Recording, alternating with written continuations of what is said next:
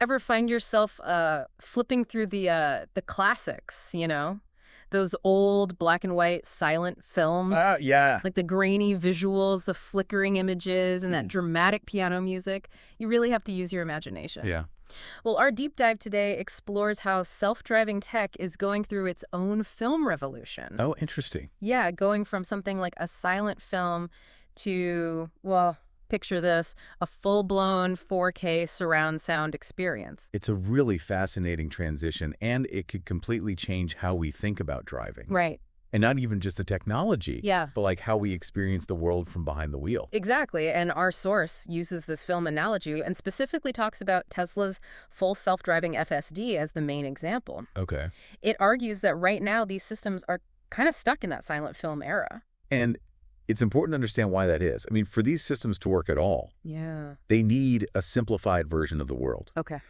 Imagine if you're driving, but you're also trying to process like every color, every single sound, every tiny little detail. Yeah. It would be so overwhelming, even for us. Right. Like trying to have a conversation in a crowded room Yeah. while also reading a book Yeah. and like, I don't know, trying to identify every spice in the smell coming from the kitchen. Right. Way too much input. Yeah, there's just not enough processing power. Exactly. So like those early films that sacrifice detail for storytelling, current self-driving tech is prioritizing just making it work.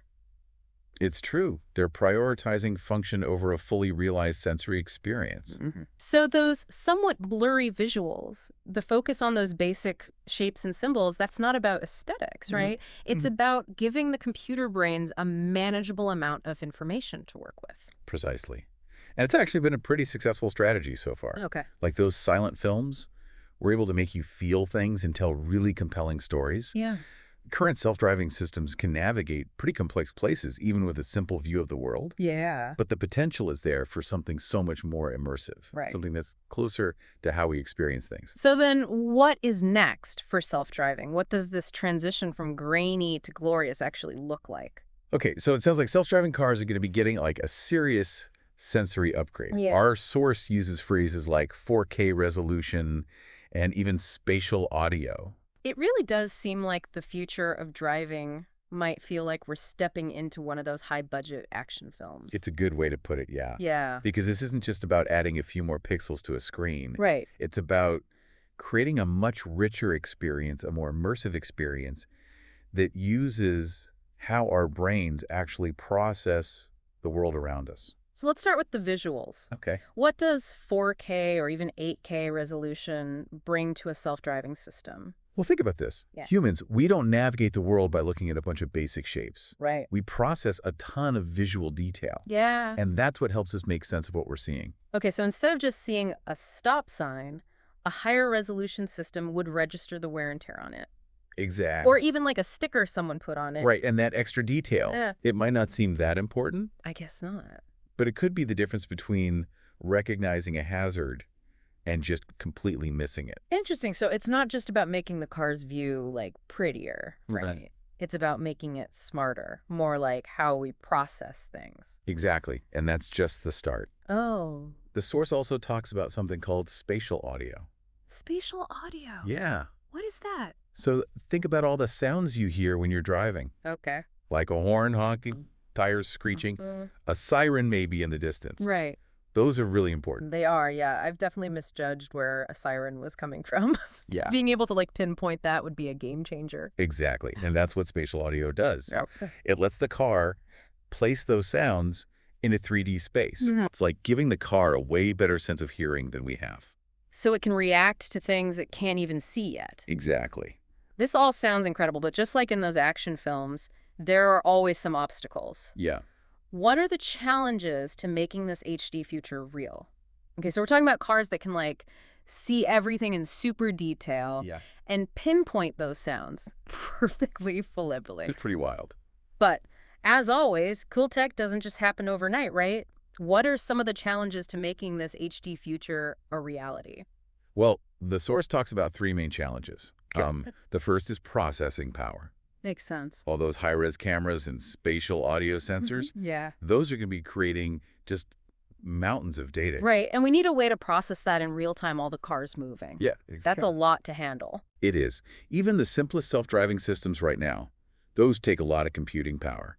Yeah, for sure. There's a whole other level. Totally. So it's not even just about handling more data, is it? It's about processing it in a way that keeps people safe. That's right. It's about making sure that the car is making good decisions. Right. We're talking about pushing the limits of what computers can even do. So challenge number one, Mm. smarter, faster computers. Yeah. What's next? Data transmission. Ah, If self-driving systems need all that high-def visual and audio data constantly, right? that is a crazy amount of information going back and forth. It'd be like streaming a movie in 4K, Yeah. except you're going like 60 miles an hour. Exactly. Any lag or interruption and, well, Not good. no, not at all. So we're going to need a serious upgrade to like all of our data infrastructure. Right. That's right. Everywhere. Not just in the cities. Wow. Even out in the middle of nowhere. Okay, that makes sense, I guess. Yeah. All right, so that brings us to multisensory fusion. Right. What is that exactly? So it's one thing to be able to see in high def and hear with spatial audio. All right. For a car to be truly autonomous, though, it's got to combine those senses. Okay. It needs to understand everything around it. So it's not just seeing a puddle. Right. It's also hearing how the tires sound driving through it. And maybe even feeling how deep it is. Oh, wow. It's about creating a system that uses all of those senses together. Like our brains do. Exactly. That's incredible, but it does seem really, really complex. Yeah. It makes you realize how amazing our brains are. It really does. It's hard to copy that. It is, but even though it's tough, this isn't just about making cars smarter. No, it's bigger than that. It's about what we can do with technology, period. Exactly. It's about pushing those boundaries as far as we can. So it's more about the journey than the destination. I think so. Because along the way, we're going to see breakthroughs. In all kinds of fields. Yeah, artificial intelligence, data processing. Even just network infrastructure. Right, things that'll impact way more than just driving. Absolutely. It really makes you wonder what the world will be like when all of this is said and done, when cars can experience the world like we do. It's an exciting thing to think about. It really is, and while we don't have a crystal ball, I think we can all agree that the road ahead is full of potential. It's going to be a wild ride, and that about wraps up our deep dive into the HD future of self-driving cars. We've gone from those old silent films to the brink of immersive driving experiences, and who knows what's next. Until next time, keep your eyes on the road and maybe your ears peeled for the sound of progress because it's coming, and it's coming fast.